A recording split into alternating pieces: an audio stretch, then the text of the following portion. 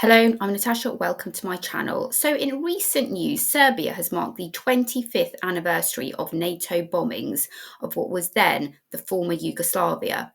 Last week, demonstrators gathered in Belgrade to commemorate the 25th anniversary of NATO's aerial bombing campaign against Yugoslavia during the 1990s.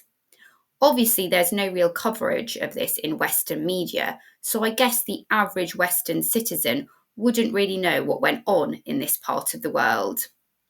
Since the conflict, Serbia's leadership has remained committed to staying out of NATO and has declined to join Western sanctions against Russia over its actions in Ukraine.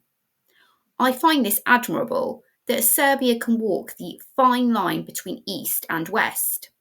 It resists pressure to join NATO, as well as also avoiding placing sanctions on Russia. It is no wonder why Serbia doesn't want to join NATO. They literally bombed the former Yugoslavia for 78 days.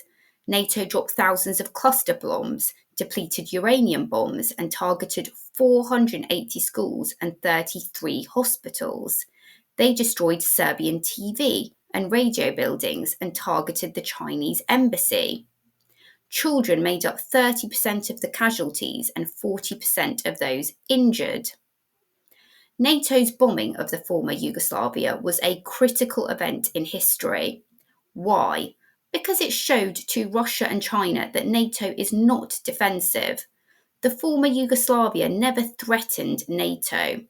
Actually, the pretext of human rights and democracy is often used by the West to ensure that it gets what it wants in different parts of the world. Then, the West's interventions in Iraq and Libya just reinforce this. It is not really any wonder why Russia saw this as a threat and then started to spend time and effort militarizing its country.